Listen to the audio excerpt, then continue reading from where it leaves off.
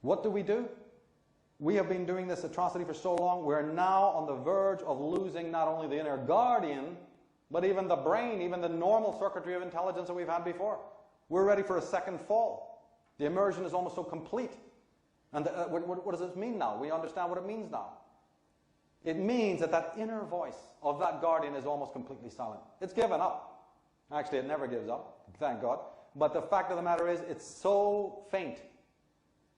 The cacophony of the lie is unbelievable.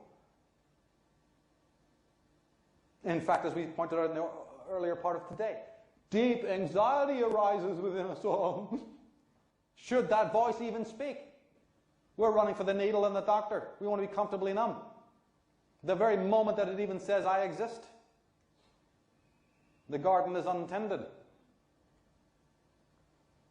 Crowley goes on to say, the single supreme ritual is the attainment of the knowledge and conversation of the holy guardian angel. He wasn't a Christian. That's why they tried to take him down. Because when he was talking about holy guardian angel, he was talking about the self, not their mysterium in the sky. You won't make any friends that way. He says, it is the raising of the complete mass in a vertical straight line. Any deviation from this line tends to become black magic. Any other operation is black magic. And what do you think you're going to get from that sorcery? The world filled with vultures and parasites like we've got. They run because of this. Because we are completely decentralized and dehumanized. We're in sorcery, we're not in magic. We don't have time to do the illustration with a physical guitar, but I want to use a metaphor that summarizes what we're saying, constellates it. On the strings of a guitar, there's 6 strings obviously, and 22 frets usually, and you have the major and the minor. One can say that that's like the masculine and the feminine, loosely. One can even say it's solar and lunar, or yin and yang, or nagwal and tonal, whatever you want to call it. Now these musical instruments have been around for about 35,000 years. They date from the same time as the prehistoric art. Say I was just to play one string. I don't know the names of them, but the second string, say. And you move up a fret. You can move from major to minor, just with one move of one fret. Or on a piano, I guess it's the same. The major note is a kind of solar note, a happy, optimistic, strong, masculine note, right? One fret beyond is the feminine version, a yin note, introspective, silent, sad, lacrimosa, forlorn, you know, like the sitar. But what has just happened? What just happened there? Those two expressions, completely different, are on one string.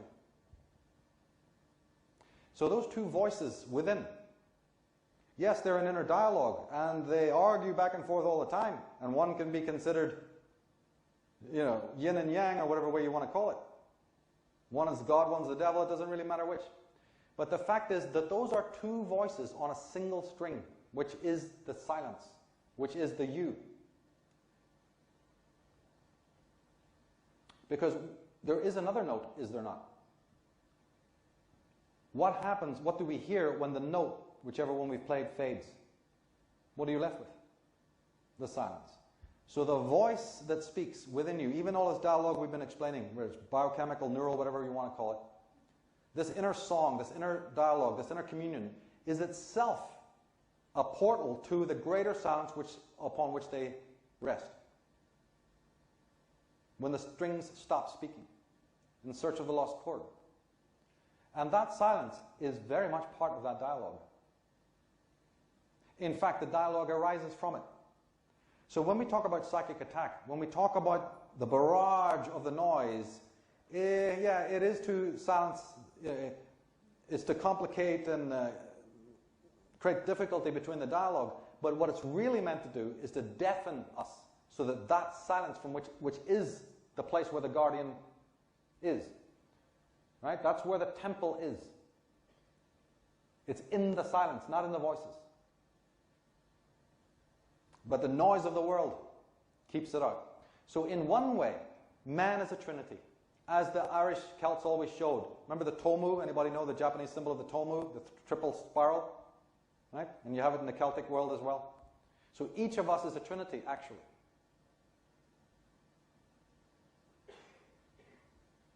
In the Egyptian model, those two voices are Set and Horus. The one close to the core and Horus facing out. And do you remember that Horus has one eye missing? Because he lacks the internal sight. The idea is that he is the one facing out, so he has half the sight. He faces the solar world. Set is within. He represents the core. But they had to demonize that one as well. Thomas Szasz says, in defining what a human being is or ought to be, language remains perhaps the most single important criterion. The idea that thought cannot exist without speech, was implicit in the Greek language. Phrasomai, the Greek term for I meditate, literally means I speak to myself. Logos, the Greek term for reason, also means speech. How many of us have this internal dialogue? In fact, if you talk to yourself in the street, you think you're crazy. But you are crazy without it.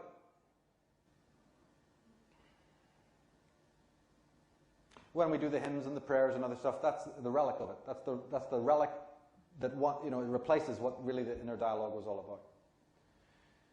So this internal dialogue, by the way, is going on whether you like it or not. All I'm telling you to do is join in. Because that's a truly creative act. Even this, listen to it. That is a truly creative act is what you're doing. And it's the foundation of many other creative acts. Most importantly, and if this isn't the theme of the entire talk, let's just make it the major theme of this section, is that is yet another act to and for the self. Your turning within to listen to that dialogue is an act of pure individuality. In philosophy, there's a thing called phenomenology. It's a fancy word for just saying, what does it do? What is it? Well, we could ask, how do we really define the self? Remember at the beginning we said this is going to be an anatomy of selfhood? The self can only do that which it does for itself. It doesn't recognize anyone else. It only does that which is to and for itself. Then you know it's an act. A true act of individuality is capable of nothing else. And that act of turning within to listen to your own dialogue is an act to and for the self. So it is actually one of the first steps on the road of individuality. Truly. I use a metaphor. If somebody was to stand up here, where that person is standing, obviously I cannot occupy, no matter how I try, that same space. If I try to, the best I could do is jump on that person, and that's a bloody comedy, that is. Neither he can move or I can move, right? So I cannot stand on the same physical space as you. I cannot breathe for you. I can't think for you, and I can't perceive for you. And those are certainties. So existence, to all intents and purposes, is very, very, very selfish. If you don't believe it, you're free to stop breathing. You can do it anytime you like. See what happens. We'll bring you flowers at the funeral. The self is also purely defensive. If we want to go into more of its phenomenology, let me tell you something else about it. It is 100% the most defensive thing that you could ever want to know. It is all defense. In the true sense of that word. It doesn't interact with others or have relationships. A self has a relationship only with self. It is like your shadow. It goes where you go. Most people don't think it's possible to have a relationship with oneself. Do you know that? It's still a kind of a new concept after all this time. Sounds even preposterous to most ears. The other act of selfhood, for and to and for the self, is simply that changing perspective from the pseudo-self to the imperial self.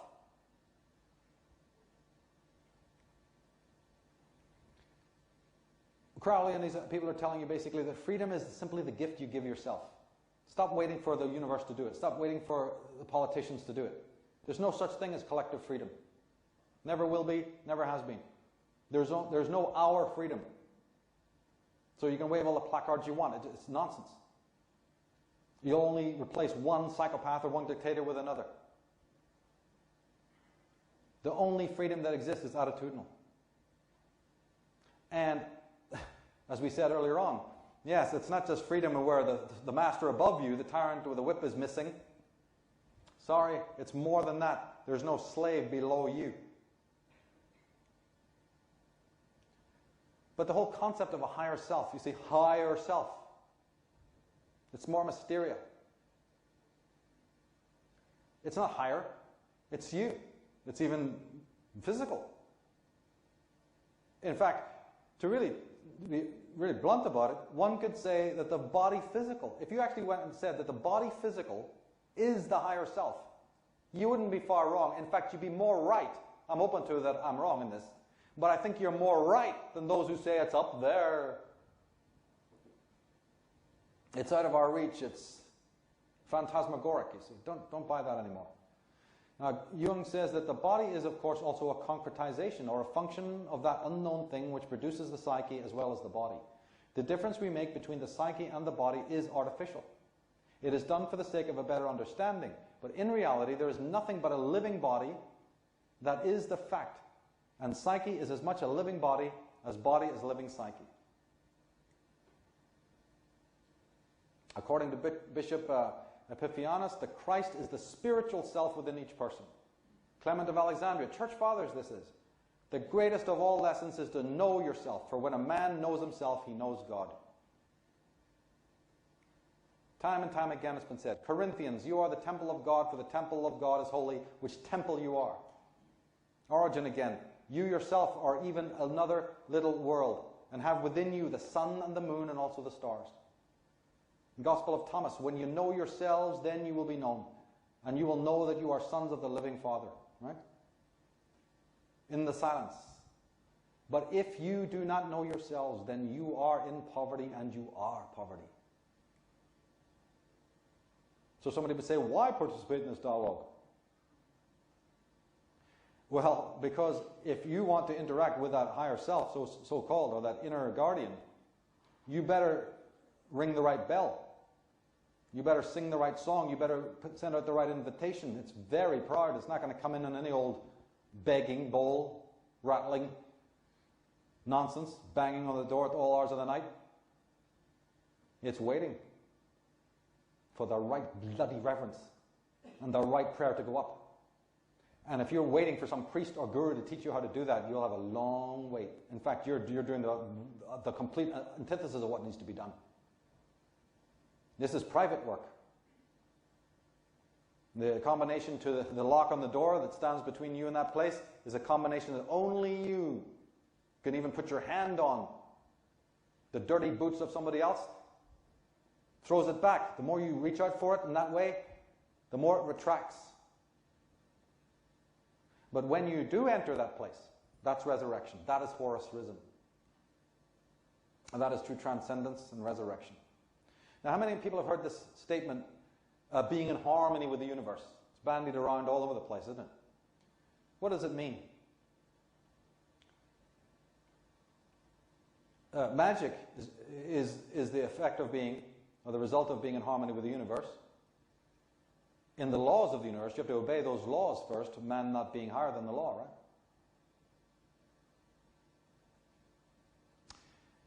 But if you think about it again and re-say it to yourself, being in harmony with the universe, if you say it enough and think about it deeply, you'll suddenly realize that it has a bit of a sinister side to it. It's not all roses.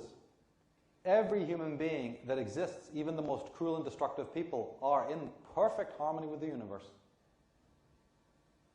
Remember we said that the universe is a mirror, specular thing? It mirrors you, what you are. It's in harmony with you, all right.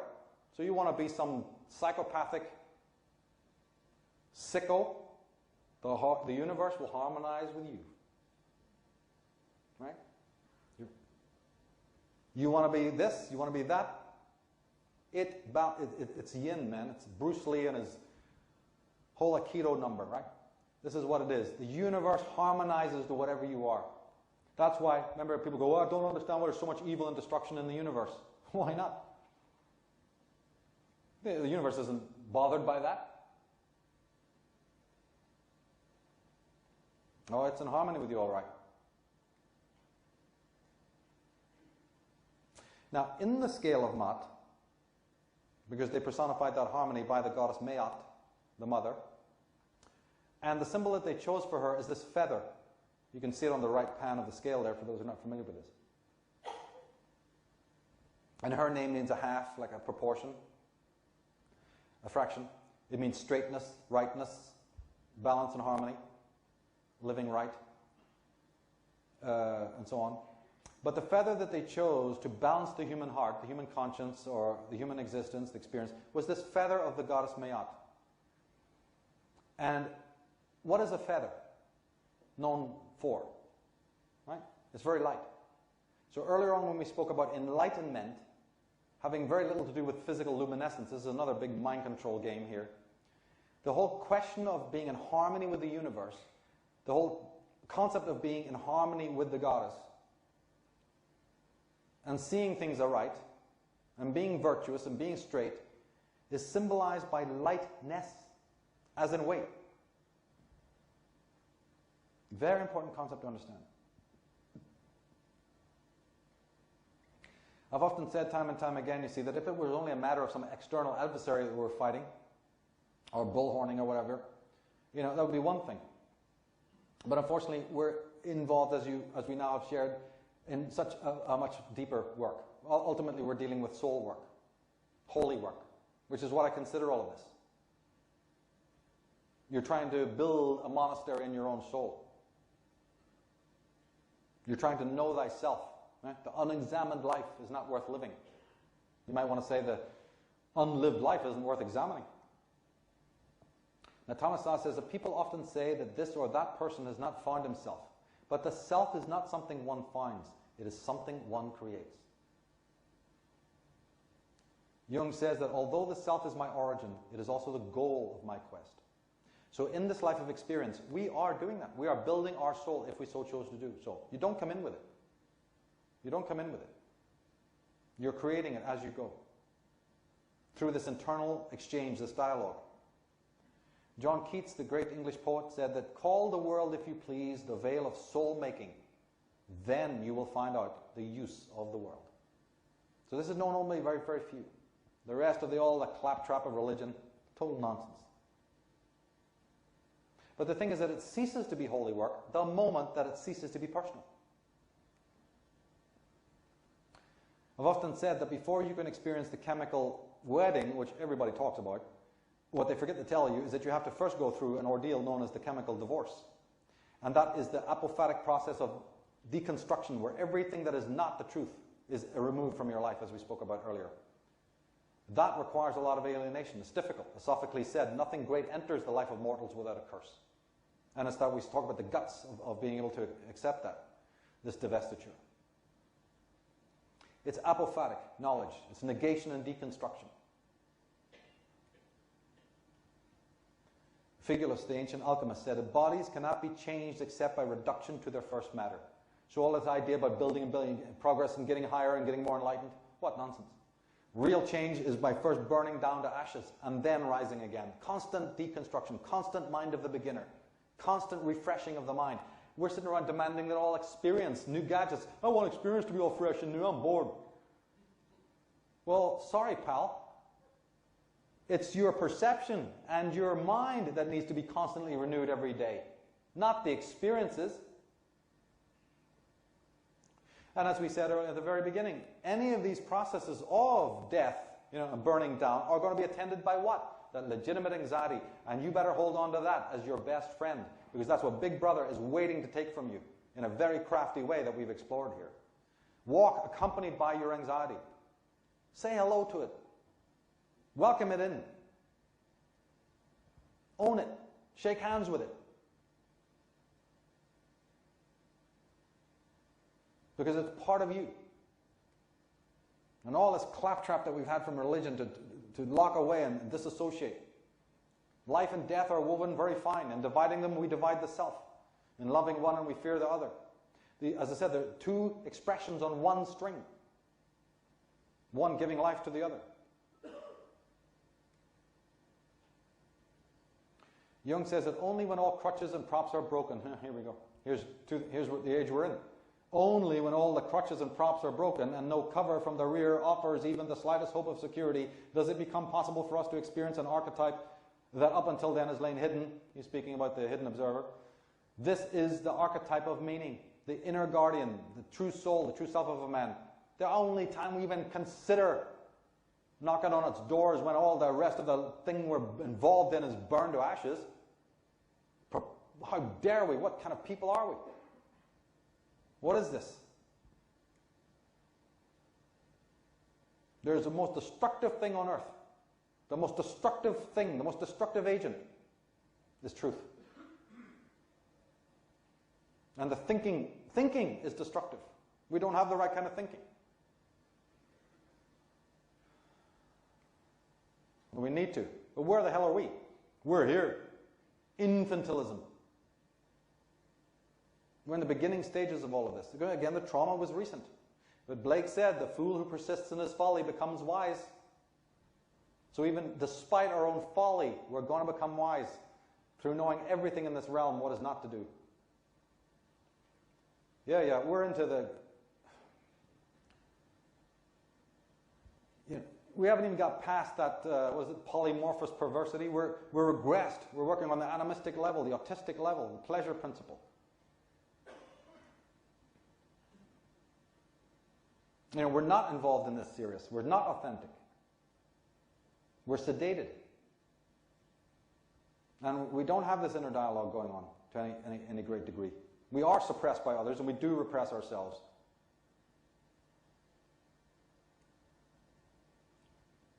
As we said, freedom was a new phenomenon. Kings were central to the societies of the past.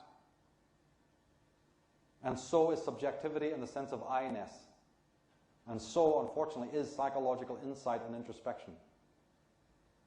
We've needed the father figure. We don't want to be told we don't want to think what to do. You're going to tell us what to do and then reward us for doing what is right. We just need to be obedient. That's easy. And then what do we have? The counter-arguments to this? That whole Darwinian lie.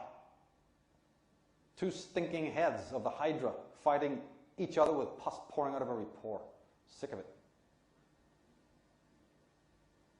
The whole idea of one centralized, you see, he may be omnipotent or whatever, but it's one centralized, externalized, remote God. Thank God the quantum scientists have discovered, no, sorry. The actual energy of the universe that is intelligent is not remote, and it is not distinct or self-contained at all. It is absolutely ambient and all-pervading. It's what's known as n-folded, or implicate, the implicate order. As they used to say in ancient times, numinous, pluripotent. And everything that exists, human and non-human, is only an expression of that intelligence. Is not only an expression of that intelligence, but is of that intelligence, as Watts was saying earlier on. Now Nietzsche says that there's always been sickly people among those who invent fables and long for God. They have a raging hate for the enlightened man and for that youngest of virtues, which is called honesty. The man we're talking about can be described correctly as morally superior. That's the new species of being, not the new man that the globalists are having orgasms over, right? Because he knows what it is to be human, yes, but he also knows what it is to be. He doesn't blindly just follow the rules. And of course we might ask, well, is he moral then? Yes, he is moral. He's morally superior because he understands what Socrates said, and that is to harm another is to harm oneself. What more morality do you need than that? You don't need rules and regulations for it. He knows that to harm another is to harm himself. Crowley says that we see then that we can never affect anything outside ourselves save only as it is also within us. Whatever I do to another, I also do to myself. If I kill a man, I destroy my own life at that same time. Every vibration awakens all others of its particular pitch. The morally superior man has, of course, a completely different goal, different orientation, different perspective. He's a different process altogether. He's not into evasion and immersion into any collectives. He's not purely mental, he's not purely emotional, because he's involved in a totality of experience, also described as the aesthetic sensibility. But Nietzsche's most famous, if abused, term, misinterpreted term, for that totality of life force, for expression, is his famous term, the will to power. It's the French refer to it as the élan vital, a totality of experience.